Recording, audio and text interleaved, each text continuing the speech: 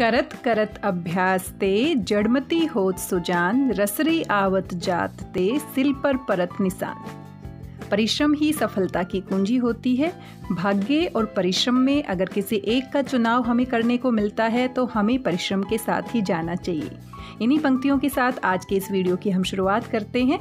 मेरी भाषा हिंदी भाषा परिवार में आप सभी प्यारे विद्यार्थियों का एक बार फिर से स्वागत है। आज की इस वीडियो में हम हल करने वाले हैं हिंदी कार्यपत्रक क्रम संख्या 18, जो कि आपको मिला है 16 अगस्त 2021 को। ये जो कार्यपत्रक है इसको हम हल करने वाले हैं, जो कि हमारा अपठित गद्यांश के ऊपर आधारित है। और इस तरह के प्रश्न हम बार बार अभ्यास कर रहे हैं, क्योंकि पिछले जितनी भी कार्यपत्रिकाएं हमें मिल रही हैं ज़्यादातर हमारी अपठित गद्यांश या फिर अपठित पद्यांश पर आधारित है। आज का हमारा ये जो पद्यांश है परिश्रम के महत्व को दर्शाता है। परिश्रम ही सफलता की कुंजी मानी गई है इसके अनुसार, और हम सभी जानते हैं हमारे जीवन में परिश्रम का कितना महत्व है। आइए इस गद्यांश को पहले पढ़ लेते हैं, समझ लेते हैं, और इसके आधार पर आपसे कुछ प्रश्न पूछे जाएंगे। प्रश्न आप यहाँ पर देख सकते हैं। कुछ प्रश्न हमारे बहुवैकल्पिक है, 1, 2, 3। ये तीनों ही प्रश्न हमारे बहुवैकल्पिक है, और कुछ प्रश्नों के उत्तर आपको लिखित तौर पर देने हैं। यहाँ पर आप एक चित्र भी देख सकते हैं, और चित्र में आप अच्छे से देख पा रहे हैं चींटियां हैं। हम सभी जानते हैं चींटियां कितनी मेहनती होती हैं। सुबह से शाम तक बिना थके बिना रुके लगातार मेहनत करती रहती है। अपने खाने को एक स्थान से दूसरे स्थान पर लेकर जाती हैं, और कितनी मेहनत और लगन से काम करती हैं। चींटियों के इस चित्र को देखकर मुझे कुछ पंक्तियां याद आ रही हैं, आपने जरूर सुनी होंगी, जो कि हमारी कविता कोशिश करने वालों की कभी हार नहीं होती। और इसके कवि हैं सोहन लाल द्विवेदी जी। नन्ही चींटी जब दाना लेकर चलती है, चढ़ती दीवारों पर 100 बार फिसलती है। मन का विश्वास रगों में साहस भरता है, गिरकर चढ़ना चढ़कर गिरना नहीं अखरता है। आखिर उसकी मेहनत बेकार नहीं होती, कोशिश करने वालों की कभी हार नहीं होती, कोशिश करने वालों की कभी हार नहीं होती। जो लोग मेहनती होते हैं अपने जीवन में सफल जरूर होते हैं। अपने आसपास आप अनेक ऐसे व्यक्तियों के उदाहरण देख सकते हैं जिनके पास कोई साधन नहीं था, उनकी परिस्थितियां बहुत ही प्रतिकूल थी, बचपन भी उनका गरीबी में बीता, बहुत मुश्किलों का सामना करना पड़ा, लेकिन अपनी मेहनत के बल पर वो इतने सफल आदमी बन गए कि आज हम उनकी मिसाल देते हैं। आज उनके जीवन से कितने सारे लोग प्रेरित होते हैं। आइए सबसे पहले अपने गद्यांश को पढ़ लेते हैं, समझ लेते हैं क्या कुछ इसमें कहा गया है। सारी बातों को ध्यान से पढ़ना और समझना जरूरी हो जाता है, क्योंकि यहाँ से ही हमारे प्रश्न पूछे जाएंगे। तो एक एक पंक्ति को ध्यान से पढ़ना है, समझना है किस तरह की बातें इसमें की गई है। आइए बिना देरी किए हुए इसको पढ़ लेते हैं। प्यारे बच्चों, आज हम परिश्रम के बारे में एक गद्यांश पढ़ेंगे और पूछे गए प्रश्नों के उत्तर देने का प्रयास करेंगे। परिश्रम को सफलता की कुंजी माना गया है। कुंजी क्या होती है, इसको आप इंग्लिश में गाइड भी कहते हैं। परिश्रम को सफलता की कुंजी माना गया है। जो सफलता है वो परिश्रम के माध्यम से ही हमें मिल सकती है। जीवन में सफलता पुरुषार्थ से ही प्राप्त होती है। कहा भी गया है, उद्योगी पुरुष सिंह को लक्ष्मी वरण करती है। उद्योगी पुरुष कौन होता है? उद्योग क्या होता है? परिश्रम। और उद्योगी यानी परिश्रमी जो व्यक्ति होता है, पुरुष जो होता है, उसको लक्ष्मी वरण करती है, उसी के पास लक्ष्मी आती है। उद्योगी पुरुष सिंह को लक्ष्मी वरण करती है। वरण करना यानी कि उसके साथ रहना। जो लक्ष्मी है वो उद्योगी पुरुष के साथ ही रहती है, यानी कि जो परिश्रम करने वाला व्यक्ति है उसी को लक्ष्मी भी प्राप्त होती है, धन दौलत भी प्राप्त होती है। और जो आलसी होता है, जो मेहनत नहीं करता है, उसके पास लक्ष्मी कभी ठहरती भी नहीं है। जो भाग्यवादी हैं तो यहाँ पर देख लीजिए आप, पहले तो परिश्रम का महत्व बताया गया है, और साथ में जो भाग्यवादी हैं, जो भाग्य में विश्वास करते हैं, उन्हें कुछ नहीं मिलता है। वे हाथ पर हाथ धरे बैठे रह जाते हैं। तो हाथ पर हाथ धरे बैठे रहना हमारा मुहावरा भी है। इसका अर्थ होता है कुछ भी नहीं करना। अवसर उनके सामने से निकल जाता है, और कितने सारे मौके हमारे जीवन में आते हैं, अगर हम उनको नहीं अपनाते हैं, उनके साथ साथ मेहनत नहीं करते हैं, तो हमारा जो जीवन है वो इतना सफल नहीं हो पाता है। भाग्य कठिन परिश्रम का ही दूसरा नाम है। तो भाग्य कुछ भी नहीं है बल्कि परिश्रम, और कठिन परिश्रम का ही दूसरा नाम हम भाग्य कह सकते हैं। प्रकृति को ही देखिए, सारे जड़ चेतन अपने कार्य में लगे रहते हैं। प्रकृति कितनी बड़ी प्रेरणा है हमारे लिए। अपने आसपास हम जिस भी जीव जंतु को देखते हैं, प्रकृति को देखते हैं, हर कोई अपना काम कितने नियम के साथ, कितनी परिश्रम के साथ, कितनी मेहनत के साथ कर रहे हैं। चींटी को भी एक पल चैन नहीं। तो चींटी का उदाहरण हमने देखा था, नीचे चित्र भी बना हुआ है। मधुमक्खी जाने कितनी लंबी यात्रा पर बूंद बूंद मधु जुटाती है। मधुमक्खी एक एक फूल के ऊपर उसका रस जो होता है उसको इकट्ठा करते करते न जाने कितने फूलों के ऊपर मंडराती है, मेहनत करती है, और तब जाकर वो मधु यानी कि शहद, मधु क्या होता है? शहद। शहद को जुटाती है यानी इकट्ठा करती है। मुर्गे को सुबह बांग लगानी ही होती है और सुबह सुबह मुर्गे को कहीं स्कूल नहीं जाना है, ना ही उसको कोई काम करना है, ना ही उसका कोई पेपर होता है, लेकिन नियम के अनुसार वो मेहनत करता है, सुबह सुबह उठकर बांग लगाता है, आवाज़ लगाता है। फिर मनुष्य को तो बुद्धि मिली है और मनुष्य तो सबसे बुद्धिमान प्राणी है, विवेक होता है उसके पास, दिमाग होता है उसके पास। मनुष्य को विवेक मिला है, बुद्धि मिली है, वह निठल्ले बैठे, निठल्ले यानी कि बिना कुछ किए बैठे तो सफलता की कामना करना, इच्छा करना व्यर्थ है, बेकार है। विश्व में जो देश आगे बढ़े हैं उनकी सफलता का रहस्य कठिन परिश्रम ही है। जितने भी देश हैं जो सफल हुए हैं उनकी सफलता का एक ही रहस्य है, एक ही राज है, परिश्रम। जापान को दूसरे विश्व युद्ध में मिट्टी में मिला दिया गया था। जापान के बारे में आप सभी जानते हैं, दूसरे विश्व युद्ध में उसके ऊपर जो बम गिराया गया था जिसकी वजह से पूरी तरह से जापान नष्ट हो गया था, उसकी अर्थव्यवस्था छिन्न भिन्न हो गई थी। छिन्न भिन्न होना मुहावरा है, पूरी तरह से नष्ट हो जाना। दिन रात जी तोड़ श्रम करके वह पुनः विश्व का प्रमुख औद्योगिक देश बन गया। ये उसका परिश्रम ही है, ये उसकी मेहनत ही है कि दोबारा से उसने अपने आप को स्थापित किया और विश्व का प्रमुख औद्योगिक देश बनकर उभर कर सामने आया। तो जी तोड़ मेहनत करना, दिन रात जी तोड़ करना, जी तोड़ करना फिर से एक मुहावरा है। तो आप देख सकते हैं काफ़ी मुहावरों का प्रयोग यहाँ पर किया गया है। जी तोड़ मेहनत करना यानी कि बहुत ज़्यादा परिश्रम करना।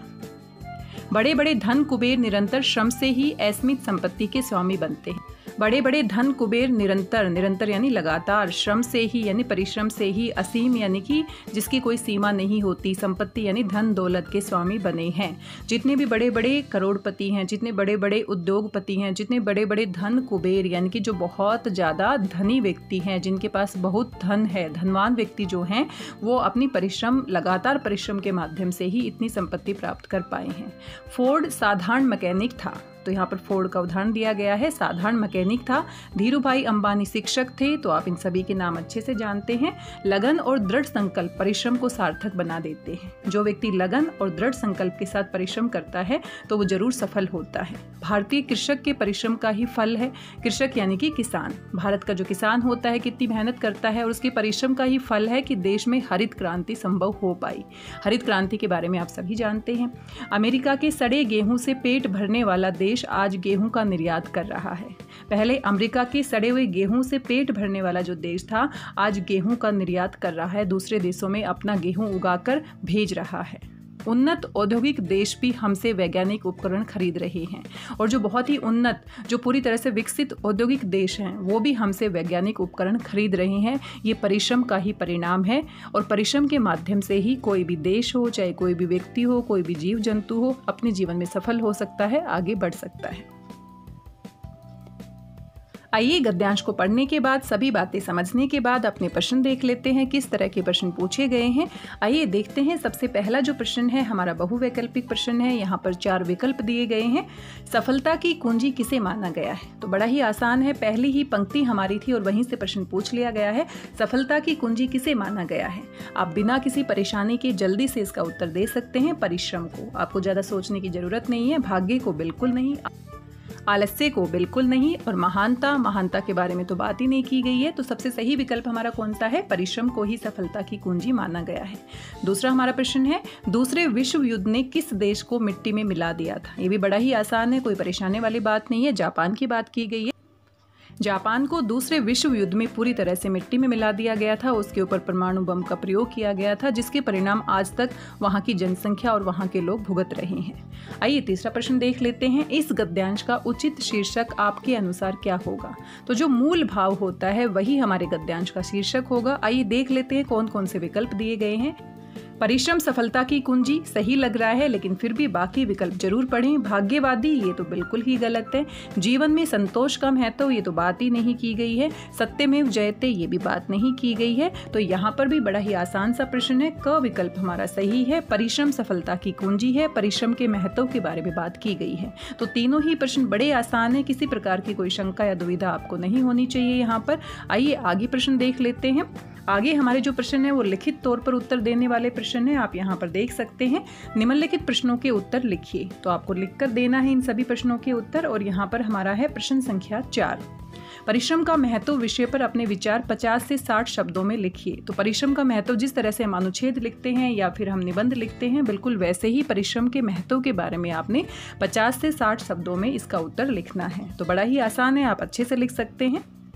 परिश्रम सफल जीवन का मूल मंत्र है। परिश्रम कर कर ही हम जीवन में सफलता प्राप्त कर सकते हैं। सृष्टि के प्रारंभ से लेकर आज तक के इतिहास पर अगर हम नज़र दौड़ाते हैं तो हम पाते हैं मानव ने निरंतर परिश्रम करके ही अपना विकास किया है।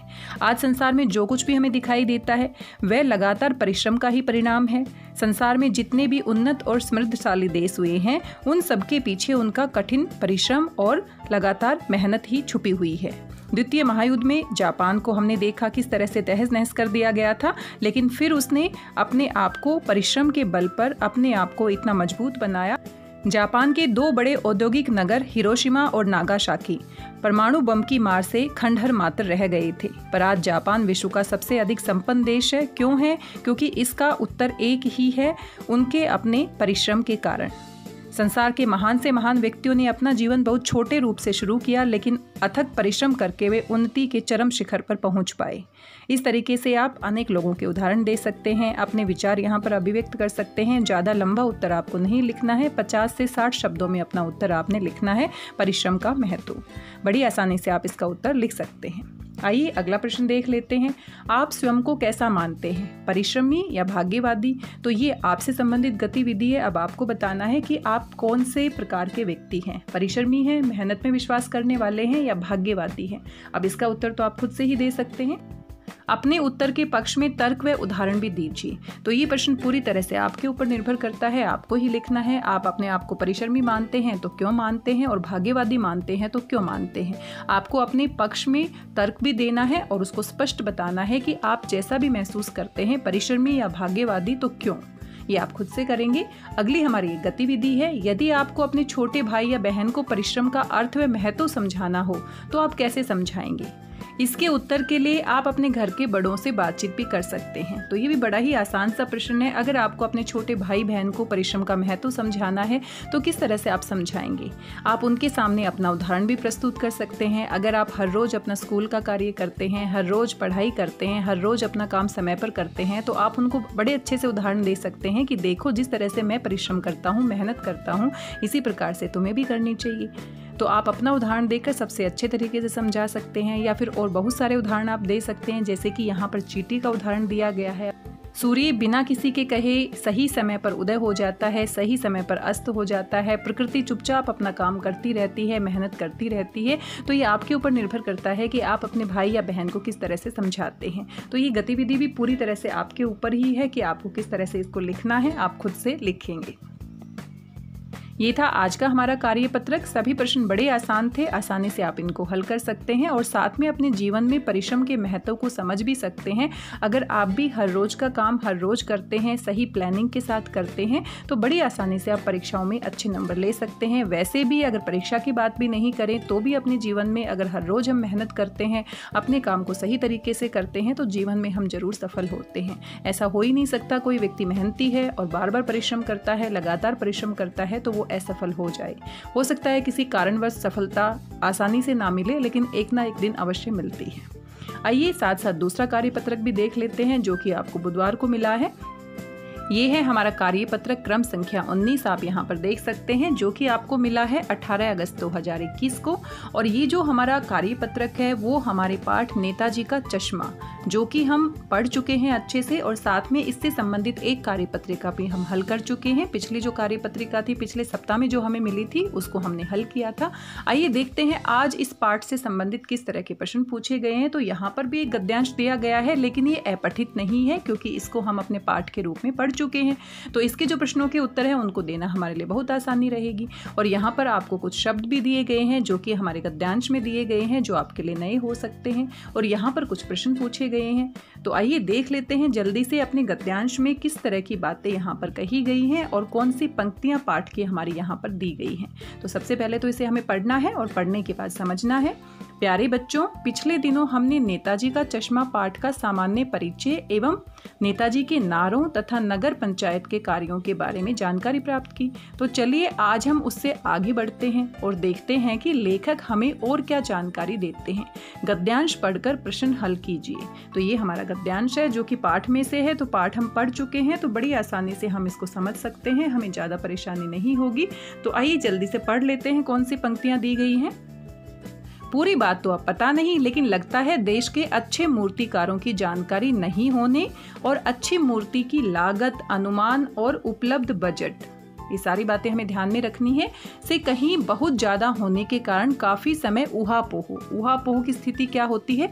असमंजस की स्थिति होती है, जिसमें हमें समझ नहीं आता क्या करें और क्या ना करें, और चिट्ठी पत्री में बर्बाद हुआ होगा। बोर्ड की शासनावधि समाप्त होने की घड़ियों में किसी स्थानीय कलाकार को, अब मूर्ति बनाई जा रही है, चौराहे पर मूर्ति लगाने के काम हो रहा है, और ये मूर्ति किससे बनवाई जाए? अगर इसको हम किसी कलाकार से बनवाते हैं जो अच्छे से मूर्ति कला के बारे में जानता है, तो बहुत ज़्यादा बजट बढ़ जाएगा, लागत बहुत ज़्यादा आएगी, साथ में बहुत सारा जो समय है चिट्ठी पत्री में यानी कि फाइलें बनाने में चला जाएगा। तो क्या किया गया? किसी स्थानीय कलाकार को ही अवसर देने का निर्णय लिया गया, और अंत में कस्बे के इकलौते ड्राइंग मास्टर, मान लीजिए मोतीलाल जी, जो स्थानीय कलाकार है, किसे चुना गया? ड्राइंग मास्टर मोतीलाल जी को चुन लिया गया। ये काम सौंप दिया गया होगा, जो महीने भर में मूर्ति बनाकर पटक देने का विश्वास दिला रहे थे। अब ये जो मोतीलाल जी हैं वो अपने आप को बहुत ही गौरवान्वित महसूस कर रहे होंगे कि मुझे इतना बड़ा काम सौंपा जा रहा है, और महीने भर में जो काम बहुत बारीकी से किया जाना चाहिए था, बहुत ही अच्छे से किया जाना चाहिए था, उसको बड़े ही जल्दी से महीने भर में मूर्ति को बनाकर पटक देना यानी कि जैसे तैसे पूरा करके और उसको दे देना। जैसा कि कहा जा चुका है कि मूर्ति संगमरमर की थी, टोपी की नोक से कोट की दूसरी बटन तक कोई 2 फुट ऊंची। तो यहाँ पर जो हमारी मूर्ति बनी है वो संगमरमर की है, साथ में टोपी की नोक से लेकर कोट के दूसरे बटन तक की मूर्ति है, यानी कि इसकी जो ऊंचाई है वो इतनी रखी गई है, जिसे हम बस्ट कहते हैं। तो इस तरह की जो मूर्ति होती है उसे हम क्या कहते हैं? बस्ट कहते हैं। और सुंदर भी थी, तो मूर्ति बहुत ही सुंदर बनाई गई है। नेताजी सुंदर लग रहे थे, कुछ मासूम और कमसीन, फौजी वर्दी में। मूर्ति को देखते ही दिल्ली चलो, तुम मुझे खून दो वगैरह जो नारे उन्होंने दिए थे याद आने लगते थे। इस दृष्टि से ये सफल और सराहनीय प्रयास था। सराहनीय यानी कि जिसकी प्रशंसा की जाए। तो ये जो काम किया गया था चौराहे पर मूर्ति बनाने का और स्थापित करने का, ये बहुत ही सराहनीय था, लोगों को बहुत अच्छा लगा, क्योंकि नेताजी की मूर्ति को देखने के बाद जो स्थानीय लोग थे, जो भी उसको देखता था, तो दिल्ली चलो, तुम मुझे खून दो, ये नारे उनको याद आते थे। और जो सच्चे देशभक्त हैं उनके बारे में जब हम सोचते हैं तो हमारे मन में भी देशभक्ति की भावना जागृत हो जाती है। केवल एक चीज की कमी थी जो देखते ही खटकती थी। अब मूर्ति में एक चीज की कमी रह गई थी जो लोगों को खटकती थी, और वो क्या कमी थी? नेताजी की आंखों पर चश्मा नहीं था। बाकी सब तो ठीक ठाक था, नेताजी कमसीन लग रहे थे, बहुत छोटी उम्र के, बहुत ही सुंदर लग रहे थे, मासूम लग रहे थे, लेकिन चश्मा नहीं था। यानी चश्मा तो था लेकिन संगमरमर का नहीं था, यानी कि उनकी मूर्ति जो थी पूरी संगमरमर की बनी हुई थी, लेकिन जो चश्मा था वो संगमरमर का नहीं था। एक सामान्य और सचमुच के चश्मे का चौड़ा वाला फ्रेम मूर्ति को पहना दिया गया था। एक ऐसा चश्मा उनको पहनाया गया था जो बिल्कुल सचमुच का चश्मा था, जैसे हम लोग पहनते हैं। हालदार साहब पहली बार जब इस कस्बे से गुजरे और चौराहे पर पान खाने रुके, तभी उन्होंने इसे लक्षित किया यानी कि इसको देखा और इसकी तरफ इशारा किया। उनके चेहरे पर कौतुक भरी मुस्कान फैल गई। कौतुक भरी यानी कि जिज्ञासा भरी। वो जानना चाहते थे कि मूर्ति तो संगमरमर की है, लेकिन जो चश्मा है वो वास्तविक चश्मा है, तो ये बात भला कैसे हो पाई है संभव? वाह भाई, ये आइडिया भी ठीक है, मूर्ति पत्थर की लेकिन चश्मा रियल। अब जो हालदार साहब हैं अचानक से मुस्कुराकर कहते हैं, वाह भाई, ये आइडिया भी ठीक है, मूर्ति पत्थर की लेकिन चश्मा रियल। और यहाँ पर आप देख सकते हैं आइडिया और यहाँ पर जो रियल है, ये सभी क्या है? अंग्रेजी भाषा के शब्दों का प्रयोग किया गया है। तो दूसरी भाषाओं के शब्दों का प्रयोग भी जब हम अपनी भाषा में कर लेते हैं तो भाषा की विविधता और सुंदरता बढ़ जाती है, पढ़ने में उसको और अधिक आनंद आता है। तो ये हमारा गद्यांश था जो आप अच्छे से पहले से पढ़ चुके हैं और सारी बातें आपको पहले से ही पता है। यहाँ पर आपके कुछ शब्द भी दिए गए हैं, आइए दोबारा से पढ़ लेते हैं। कमसीन यानी छोटी उम्र का, कमसीन छोटी उम्र का, सुंदर आप कह सकते हैं। ऊहापोह अनिश्चय की स्थिति यानी मन में जब समझ में ना आए क्या करें और क्या नहीं करें, द्वंद्व की स्थिति उत्पन्न होती है, तो उसके लिए हम एक शब्द प्रयोग करते हैं ऊहापोह। शासनावधि यानी सरकारी आदेश का समय, शासन अवधि सरकारी आदेश का समय। रियल यानी वास्तविक, आइडिया यानी कि विचार।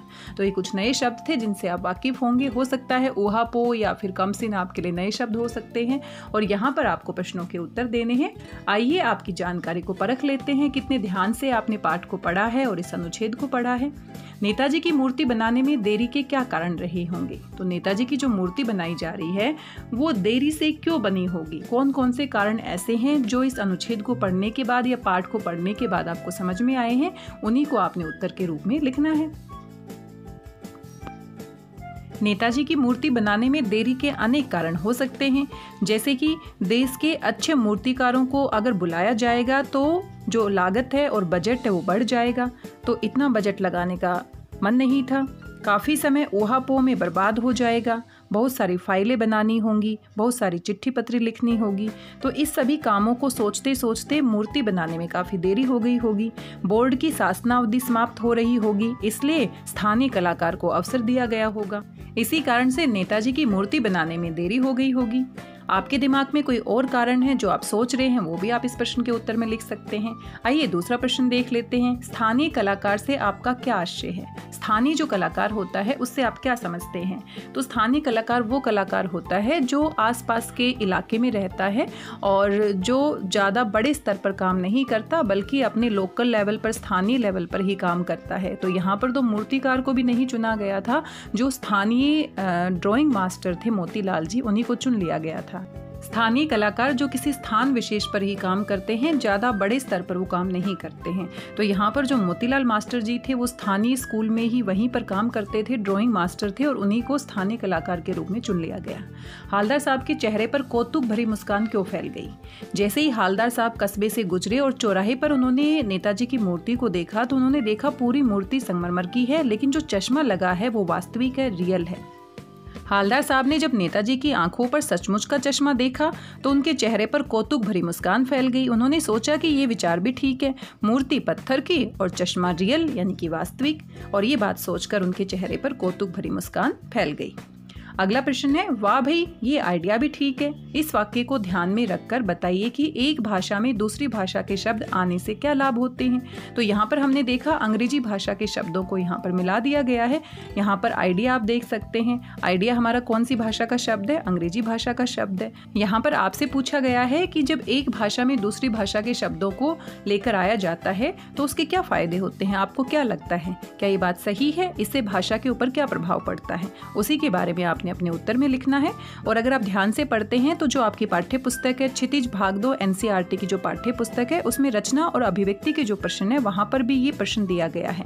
प्रश्न संख्या शायद 11 है, आप देख सकते हैं। वहां पर भाषा में भावों को वहन करने की क्षमता होती है, भाषा जीवंत बन जाती है। जब एक भाषा के शब्दों को दूसरी भाषा में प्रयोग किया जाता है तो भाषा प्रभावशाली हो जाती है और समृद्ध हो जाती है, भाषा में विविधता आ जाती है, पर्यायवाची शब्दों की मात्रा बढ़ जाती है, भाषा आम बोलचाल की सरल और सुबोध भाषा होती है। जब दूसरी भाषा के शब्दों को मिला दिया जाता है तो उसकी पहुंच और अधिक लोगों तक बन जाती है।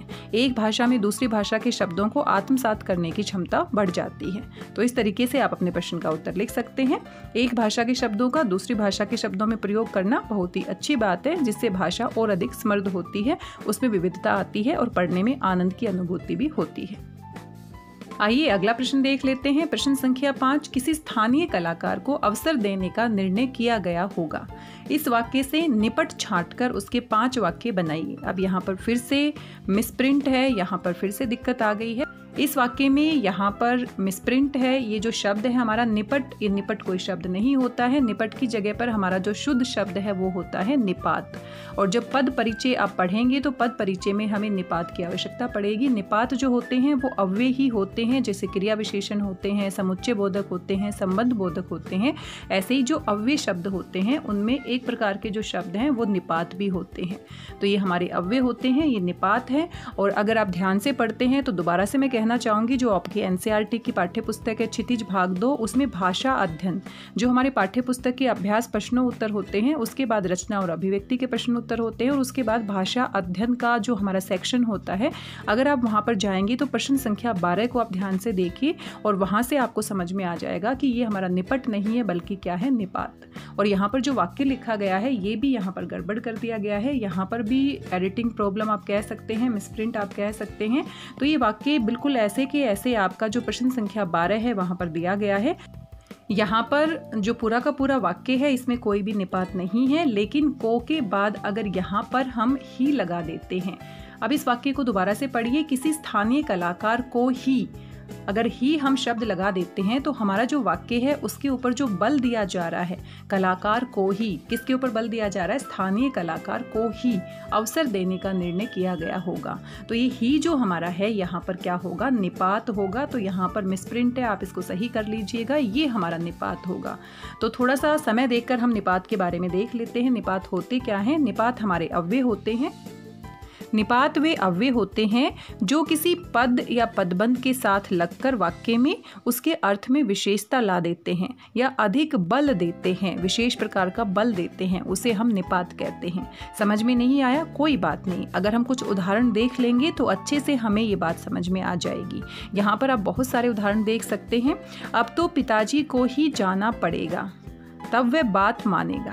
तो यहाँ पर जो ही शब्द है हमारा निपात का कार्य कर रहा है। अब तो पिताजी को ही जाना पड़ेगा, तो पिताजी को ही यहाँ पर क्या है, ये जो पिताजी शब्द है उसके ऊपर बल देने का कार्य कर रहा है। अगर इस वाक्य से हम ही को हटा देते हैं तो ये साधारण सा वाक्य बन जाता है, इतना प्रभावशाली नहीं लगता है। अब तो पिताजी को जाना पड़ेगा, साधारण सी बात है, लेकिन जब हम ही का प्रयोग करते हैं, अब तो पिताजी को ही जाना पड़ेगा, किसी और की बात नहीं कर रहे, पिताजी को ही जाना पड़ेगा।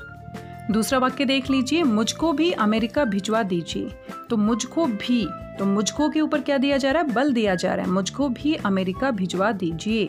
अगर भी को हटा देते हैं, मुझको अमेरिका भिजवा दीजिए, साधारण तरीके से बात कहिए, लेकिन मुझको भी यानी कि मुझे भी जाना है। तो इस तरीके से जो निपात होते हैं वो बल देने का कार्य करते हैं। मुझे तो घर जाना है, मुझे तो घर जाना है, तो मुझे के ऊपर बल दिया जा रहा है, मुझे तो घर जाना है। अगर मैं कहूँ मुझे घर जाना है तो साधारण सी बात है, मैं जा भी सकता हूँ नहीं भी जा सकता, लेकिन मुझे तो घर जाना है, जाना ही जाना है, तो यहाँ पर बल देने का काम किया जा रहा है। मुझे घर तो जाना ही है, तो ये भी इसी प्रकार का वाक्य है। नौकरी मात्र से कुछ नहीं होगा, कुछ काम भी करना पड़ेगा। नौकरी मात्र, मात्र हमारा क्या है, निपात है। ये अव्यय होते हैं जिनमें संज्ञा, सर्वनाम या क्रिया के आधार पर कोई परिवर्तन नहीं आता, ये हर किसी के साथ एक जैसे होते हैं। यहाँ पर आप कुछ और उदाहरण भी देख सकते हैं, आप वीडियो को पॉज करके इनको पढ़ सकते हैं, तो निपात आपको समझ में आ जाने चाहिए। निपात वो अव्यय शब्द होते हैं जो हमारा वाक्य होता है उसमें अगर किसी पद के ऊपर या फिर किसी पदबंध के ऊपर बल देने का काम किया जाता है तो वो हमारा निपात के अंतर्गत होता है। अब जो हमारी पाठ्य पुस्तक है उसमें भाषा अध्ययन का जो प्रश्न संख्या 12 है वो भी आप यहाँ पर देख सकते हैं। तो यहाँ पर आप देखिए, प्रश्न निम्नलिखित वाक्यों से निपात छांटिए और उनसे नए वाक्य बनाइए। तो यहाँ पर आप वाक्य देख सकते हैं, यहाँ पर कुल 5 वाक्य हैं। नगर पालिका थी तो कुछ न कुछ करती भी रहती थी। तो यहाँ पर क्या है, तो और भी दोनों शब्द हमारे क्या हैं, यहाँ पर नगर पालिका थी तो क्या है, यहाँ पर निपात है, और भी क्या है, निपात है। ये दोनों के दोनों क्या कर रहे हैं, बल देने का कार्य कर रहे हैं। तो यहाँ से इन दोनों का प्रयोग करके आप नए वाक्य भी बना सकते हैं। आप यहाँ पर उत्तर देख सकते हैं, मैं तो जुलूस में अवश्य भाग लूंगा, तुम भी आ जाना। इसी तरह का वाक्य हमने बना दिया है। दूसरा है, किसी स्थानीय कलाकार को ही अवसर देने का निर्णय किया गया होगा। तो ये वही वाक्य है जिसकी बात हम यहाँ पर कर रहे हैं प्रश्न संख्या 12 में। तो आप यहाँ पर देख सकते हैं कि मिसप्रिंट था, ही शब्द ही हमारा निपात होगा और इसका प्रयोग करके आप अपने वाक्य बना सकते हैं। यहाँ पर एक वाक्य आप पहले से ही देख सकते हैं, अपने पड़ोसी से सदा बना के रखो, आवश्यकता पड़ने पर पहले पड़ोसी ही पहुँचेगा। ही हमारा क्या है, निपात है। तीसरा हमारा वाक्य है, यानी चश्मा तो था लेकिन संगमरमर का नहीं था। तो यहाँ पर आप देख सकते हैं चश्मा तो था, तो शब्द फिर से क्या है, निपात है और इसका प्रयोग करते हुए आप अपना वाक्य बना सकते हैं। ये जो वाक्य है इसको भी आप पढ़कर देख सकते हैं। अगला हमारा वाक्य है, हालदार साहब अब भी नहीं समझ पाए। तो यहाँ पर आप देख सकते हैं अब भी हमारा फिर से क्या है, निपात है और ये निपात जो है इसका प्रयोग करके आप एक और यहाँ पर वाक्य बना सकते हैं। अगला वाक्य है 2 साल तक हालदार साहब अपने काम के सिलसिले में उस कस्बे से गुजरते रहे। 2 साल तक जो शब्द है वो क्या है? निपात है, जो 2 साल के ऊपर बल देने का कार्य कर रहा है। आप यहाँ पर देख सकते हैं तक हमारा क्या है? निपात है और इससे एक वाक्य भी बनाया गया है। यहाँ पर आप पढ़कर देख सकते हैं, तुमने मुझे टेलीफोन तक नहीं किया। इस तरह से आपको अपने वाक्य बनाने थे। यहाँ पर 5 वाक्य बनाने थे। तो यहाँ जो प्रश्न दिया गया है वो क्या था? मिसप्रिंट था। इसको आप सही कर लीजिए। ये आपकी पाठ्य पुस्तक में पहले से ही दिया गया है। और जो निपात है वो पद परिचय देते समय इसकी आवश्यकता आपको पड़ेगी। इससे संबंधित एक वीडियो भी मैंने बनाया है। अगर आप देखना चाहें तो मेरी भाषा हिंदी भाषा की जो प्लेलिस्ट है वहाँ पर जाकर आप इसे अच्छे से देख सकते हैं। वो सिर्फ और सिर्फ निपात से संबंधित वीडियो है, तो वहाँ पर आपको पूरी जानकारी अच्छे से दी गई है। साथ में यहाँ पर एक गतिविधि भी दी गई है। गतिविधि 2, नेताजी का नाम सुनकर या उनकी मूर्ति या तस्वीर देखकर उनके प्रति आपके मन में किस तरह की तस्वीर उभरती है, वर्णन कीजिए। तो ये जो गतिविधियां हैं ये पूरी तरह से आपकी गतिविधियां हैं, इसमें हम कुछ नहीं कर सकते। तो नेताजी की मूर्ति को देखने के बाद, उनकी तस्वीर को देखने के बाद या उनका नाम सुनने के बाद आपके मन में किस तरह की भावनाएं आती हैं, आप क्या सोचते हैं? देशभक्ति के भाव जागते हैं या उनके जीवन के बारे में आप सोचते हैं, या आप सोचते हैं कि आप भी उनकी तरह बनना चाहेंगे, या उन्होंने हमारे देश के लिए क्या किया, उनका क्या योगदान रहा, किस तरह की बातें आपके दिमाग में आती हैं। तो ये गतिविधि आपसे संबंधित है। आप इसका उत्तर खुद से लिखेंगे। आज के इस कार्यपत्रक में इतने ही प्रश्न हैं। कुल 5 प्रश्न दिए गए हैं जिनके उत्तर आपको लिखने हैं और साथ में एक गतिविधि दी गई है। और ये पूरी की पूरी जो पंक्तियां हैं पहले से ही आप पाठ में पढ़ चुके हैं, तो ज़्यादा मुश्किल हम इसे नहीं कह सकते हैं। आशा करती हूँ सभी प्रश्न आपको समझ में आए होंगे। आज के इस वीडियो में बस इतना ही। मिलते हैं किसी नए वीडियो में, किसी नए कार्यपत्रक के साथ, किसी नए मूल्यांकन कार्यपत्रक के साथ।